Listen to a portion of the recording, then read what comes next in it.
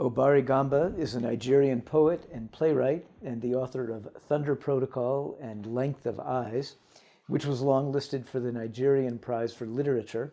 He teaches at the University of Port Harcourt, has facilitated writing workshops for the 2014 UNESCO World Book Capital, and in 2016 was a resident in the International Writing Program.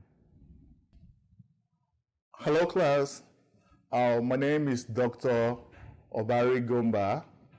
I'm a Nigerian, and I teach literature and creative writing at the University of Port Harcourt in Nigeria. I am here as part of the International Writing Program in the city of Iowa, and this is a very wonderful experience for me. All right, so I write poetry, I write drama, I write plays, and I also do a bit of fiction. But because I teach creative writing across the genres, I guess that I have a bit of experience about some of these things, and I've also been able to organize a writing workshop for the UNESCO World Book Capital in the year 2014.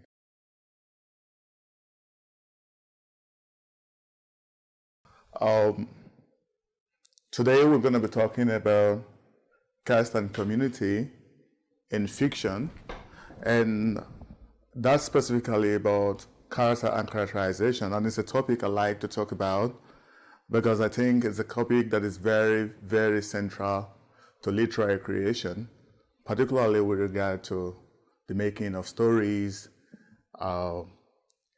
as a very key aspect, key category of literature. So I have been able to work this little talk around 10 simple points. Don't look at them as 10 commandments, they're not supposed to be. But I think that these 10 rules are important. You can consider them as 10 principles. If they are principles that you are already familiar with, fine. But the truth is that it's important that we re-emphasize them. If you're familiar with them, we re-emphasize them so as to make you know that you're on the right track. And if you're not very familiar with these principles and you've been working from the guts, fine. Maybe you're going to be a lot more deliberate about how you create characterization based on our conversation today.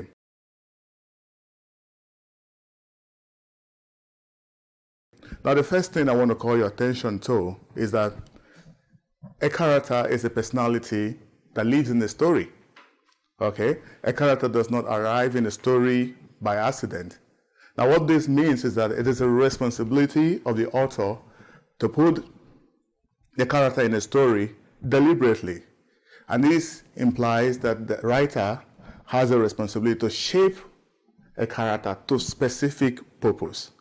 And that is why the word caste is very important to us. It's a word that has become very familiar to people in theater, people in drama. But in truth, that is what every writer who aspires to create a narrative does. You call characters into performance and you set them in specific roles. So the author has to set each character to a specific role or to a set of specific roles that can drive the whys and wherefores of a story. Okay? Now, why is this important? Literature is not like a plant in the wild. Literature is not a plant on the rooftop. It is like a garden plant. Okay? So you plant it on purpose, you water it on purpose, and you groom it on purpose. This purpose must match with your creativity. So if you're hoping to cast an astounding character in your story, it will depend on your ability to create one. So do not count on chance or on an accident for your success. You have to be deliberate, you have to be diligent, and you have to be creative.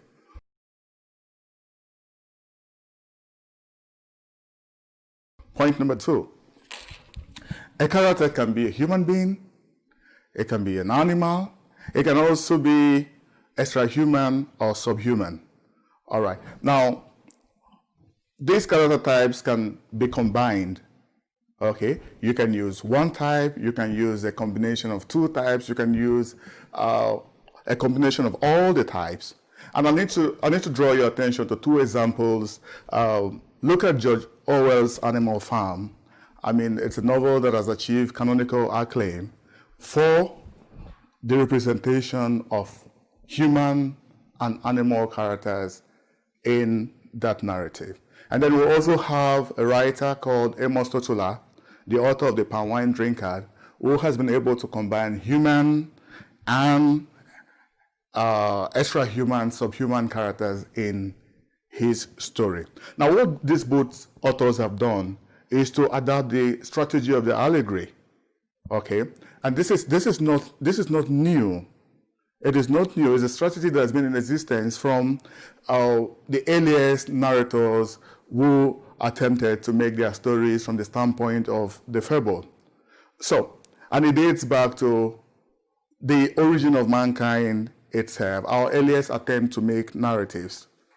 Okay, so this is long before remembered time. And in recent times, we'll find that writers have come to be more and more aware of the fact that there is a beauty of God complex in the creative process. Every piece of narrative is the making of a universe. And so you must be careful to make characters in the image of humanity. Okay? And this is an archetypal instinct. It dates back to, if you look at the Greek literary tradition, you find out that all the deities are actually made in the images of mankind. So let me try to strip this bare a bit. Every writer is at liberty to cast the characters that will push his or her story to good effect, and any character type is permitted. But each character type must respond to humanity and also must cause humanity to respond to it. And this is regardless of the context, of the scope of a story, and regardless of the latitude of its human conformity or non-conformity. Now, it is not every time that, because we've also established that you can have non-human, you can have extra-human characters. So it is not every time that you find characters that are truly entirely human in our stories. But the margin between similarity and dissimilarity in our stories must be such that allows being and unbeing to be structured in the way that connects with humanity. And one of the examples I want to call your attention to is the example of Grendel. Grendel is a monster in a narrative called Beowulf.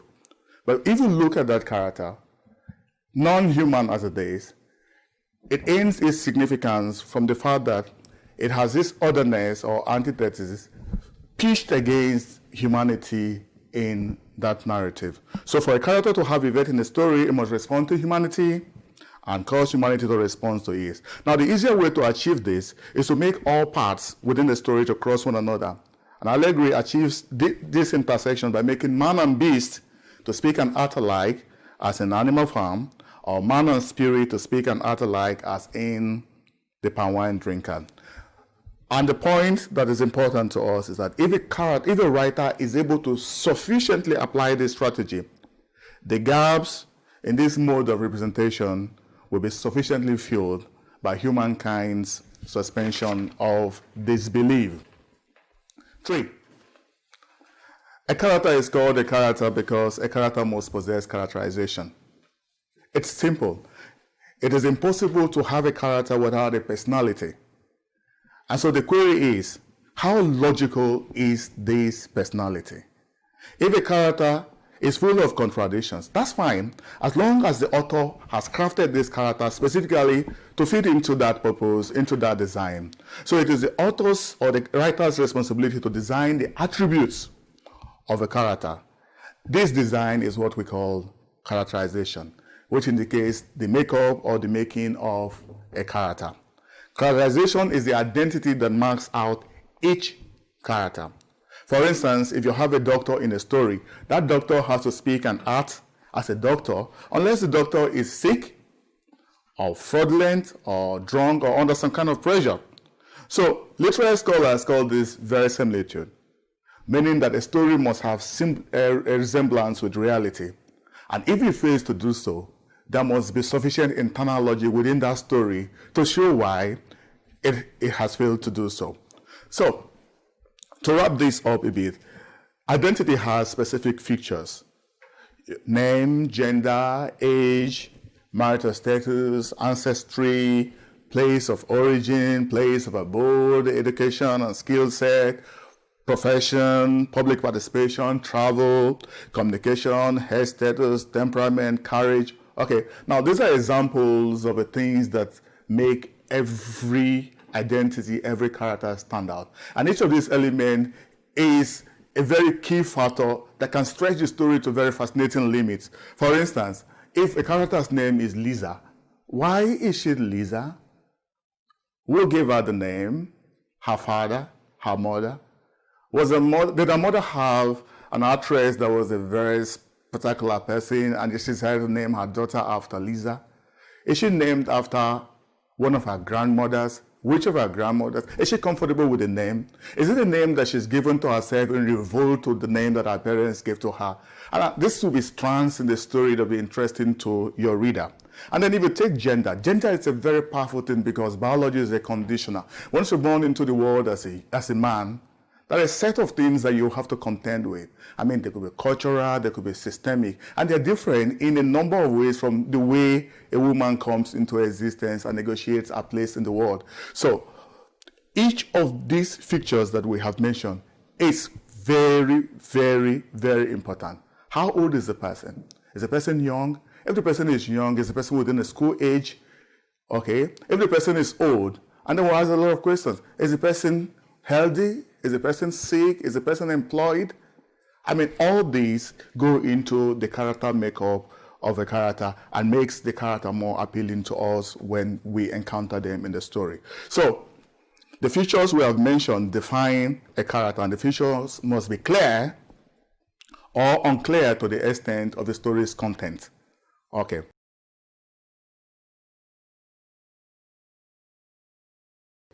Four, there are three ways by which we can create a character. And we have to take our bearing a bit from traditional criticism. Traditional criticism will tell us that we can know a character from the standpoint of a narrator, that is the point of view of the narrator. We can know a character from the comments of other characters about a character, and then we can also know a character from what the character says and does within a story. Okay, so these are strategies too by which a writer can reveal characterization. Every good character has to combine all these elements. Okay, the narrator will say some things about them. Other characters within the story will say some things about them. They will say things and do things that will help to project their revelation in the story. So naturally, the narrative voice is the writer's surrogate. It is a voice that makes the writer able to primarily determine the identity and characterization of the figures in the story. So from what is said to what is unsaid, a character's identity is revealed. From what is known to what is unknown, each character's presence is defined. Every piece of information that is revealed or withheld must fit into the given character's makeup. It is important that characters should talk about one another, okay? And sometimes this will come from the standpoint of bias. But the bias and perception of one character sheds light on the identity of other characters within the story. And so we also have to measure what these characters say on the basis of their reliability. And if a character represents or misrepresents another character, it also has a way of reflecting on the image of a character that is speaking within the story. So this is because utterance and action are processes of individuation in every story. So a lot can be known about a character from what that character says or does in the story. As a writer, you have to be careful about what you make characters say and what you make them do, okay? Because it is going to help the reader to know what they are. So you have to be deliberate about the words you put in their mouths and the actions you set them to perform. So let's look at a very small conversation. It's a short conversation between two persons. Mary and I have been married for 5 years. Johnson told the lawyer. Do you have children? The lawyer asked. None. Is that why you want a divorce? Not at all. I just can't stand our tongue anymore. Oh, I see. Tell me more. All right, this is a very brief conversation, but it helps us to know a few things about Johnson. He is married, he is not happy with his marriage, and he is consulting a lawyer. It also helps us to know a few things about the lawyer. I mean, we don't have his name in the story yet at this point, but you see him, he's able to ask some probing questions that show that he's trying to be a bit professional. He's trying to get to the root of the crisis in order to form an opinion about the case that has come to him. So it's a brief conversation, but it tells us a lot, okay, about the two persons in this conversation.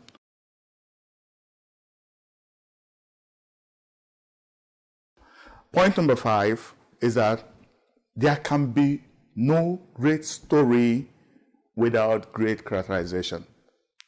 The stories that have imparted on us are the stories that have characters that we can remember.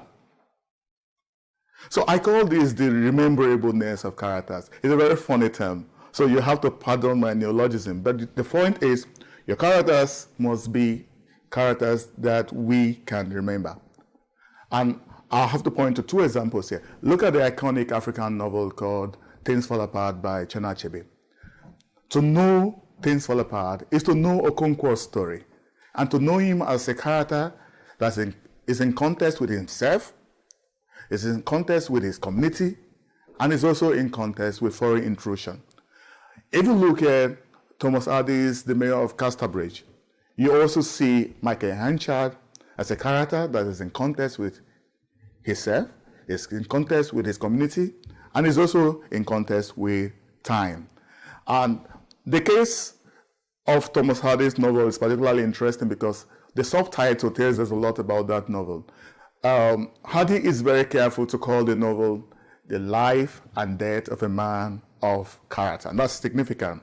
So name any great story you know, there must be great characterization there. So you must make effort as a writer to put memorable characters in your story. It means that a writer must be creative and selective with his or her cast of characters. And now, so as my folks say, if chicken adds no worth to the dish, do not add chicken for the sake of chicken. And there's a similar proverb that says, do not allow odd things into your pot, your soup pot, unless oddity is your artful intention. Okay? Now, the point is that as writers, we place so much emphasis on inspiration. It's a great gift to be inspired, but in truth, the greatest gift for every writer is judgment. And judgment counts in your selection of characters in your story.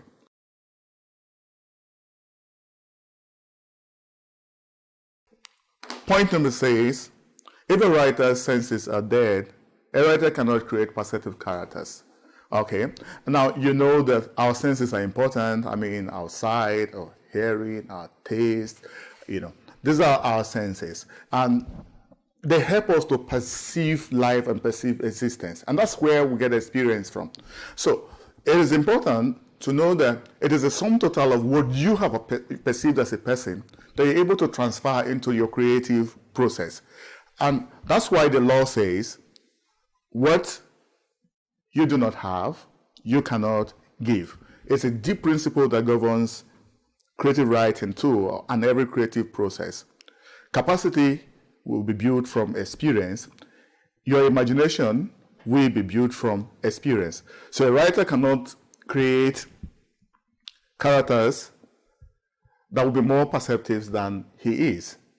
Okay? So if you have characters that are poorly created, that are not sensitive to situations, that do not represent themselves properly in relation to life and the issues of existence, it goes back to the perception, the power of perception of a writer. So the point I'm making is that the faults in the characters that we create are tied to the failure of perception on the part of the writer.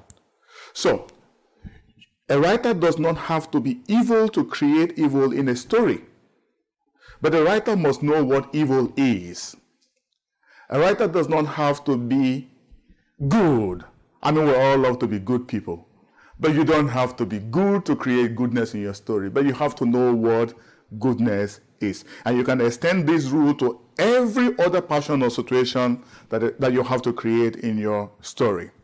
So, let's go back to inspiration.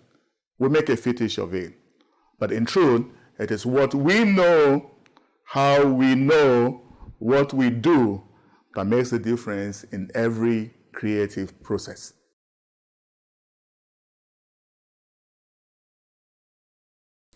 Point number 7, the power of one is the power of all.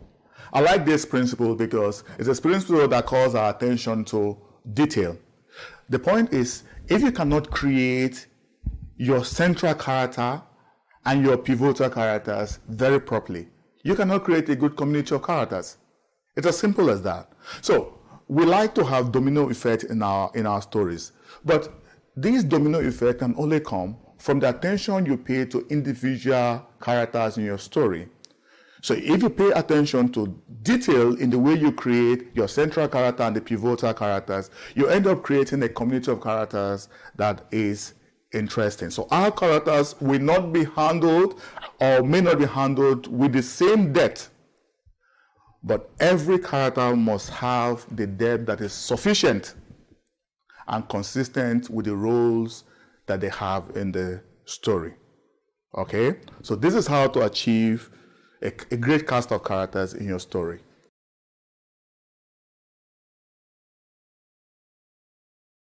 Eight, now that we have come to the subject of the community, you have to understand that a community only appeals to us when it makes us connect to its diverse passion and diverse vibe.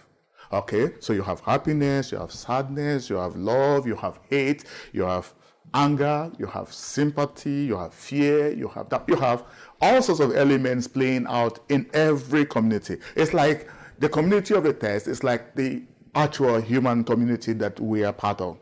Okay, so it is diversity that makes our communities appealing, and it is the diversity of the community in your story that will make it appealing.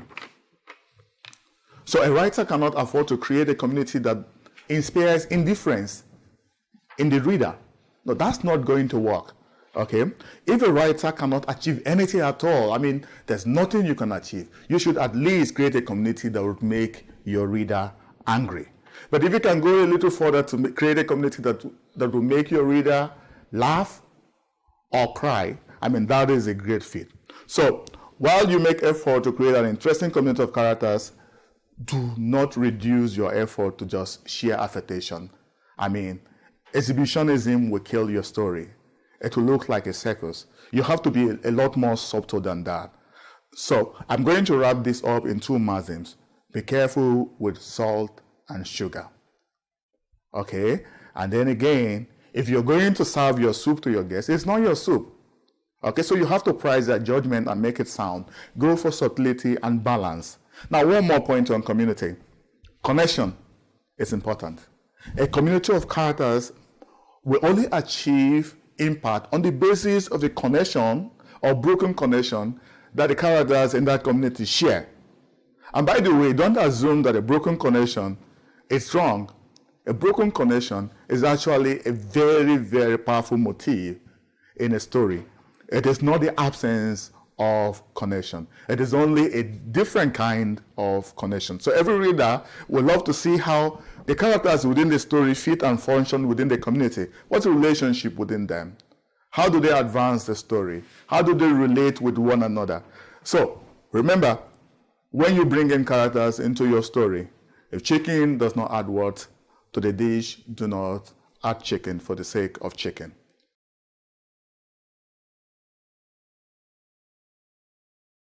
Point number 9, every element of fiction is tied to the characters in the story. This is something that we often take for granted because the story is a whole. Okay? Your point of view, your plot, your setting, foreshadowing, motivation, diction, style, dialogue, name all the elements. They cannot fly in different directions. No, they must work in concert in the same direction. Do not treat them as separate entities. They are a community of elements, so they must function together. Okay, so make them work in concert towards a great story.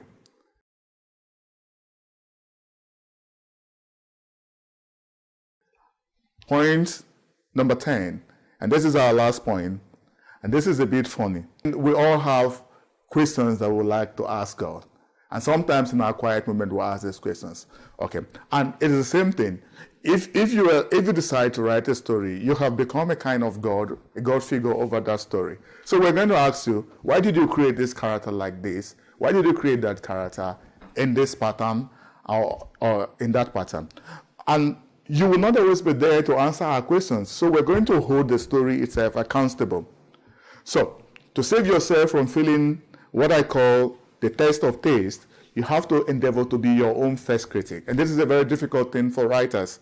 It is difficult for us to move a little backwards from the works we have created and evaluate our work. So, but it is important that you overcome that. You have to be deliberate with your self-assessment. Vision and blindness are important because there's something called vision and there's something called blindness. And so you cannot afford to create your own work and be blind to the faults within your own work. So what you need to do is to move backwards and then look at the characters you have created in your own image. And when you do that, there's a likelihood that you're going to see some faults in them, and then you offer them grace and redemption early enough. That's, for me, the simple way to fulfill your God complex as a writer. Thank you.